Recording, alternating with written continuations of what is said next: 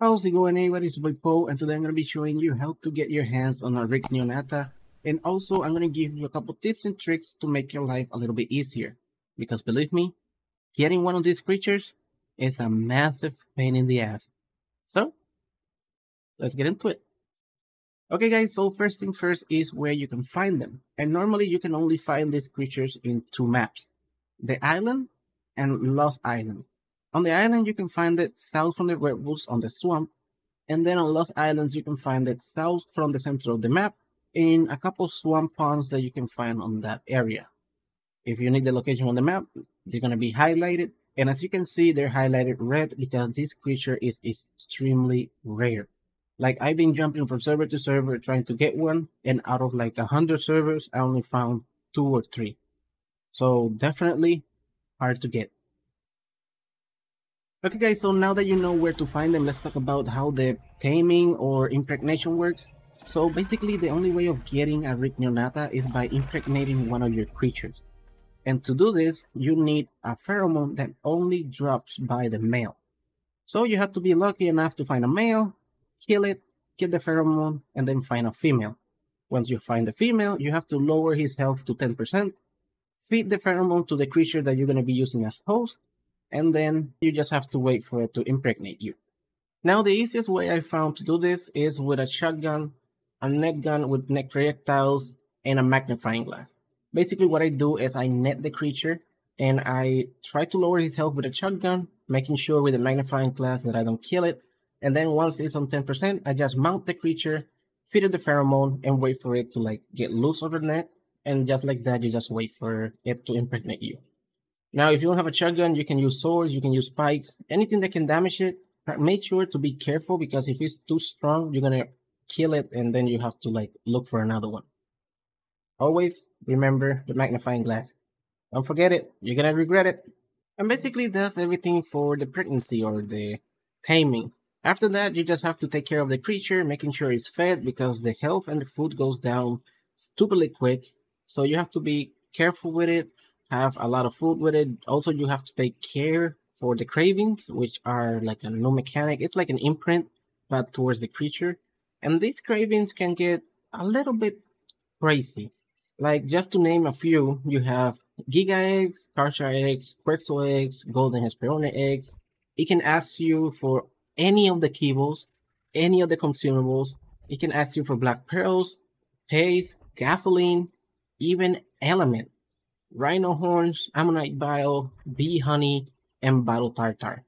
But now I'm going to be showing you the tips and tricks that nobody is telling you, and it can save you a lot of time. First tips and tricks is going to be that you can transfer the pheromone. So if on your server they don't spawn or you're having a hard time, normally what I do is I go to Lost Island servers, which is the highest spawn point. I go to like EU servers or Asian servers because normally there's not a lot of people there. So I go look for the female or the male and I try to kill it. If it's a male, I get the pheromone, I leave it on the upload. That way I don't have to worry about transferring another server and having to like leave it there because remember, you can only transfer it once.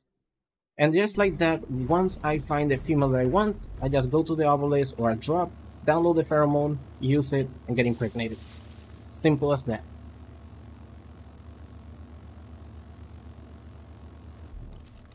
Now for the second one is that you can put the pheromone on refrigerators or in the Fenrir, and instead of only lasting 8 hours, it's gonna last 33 days.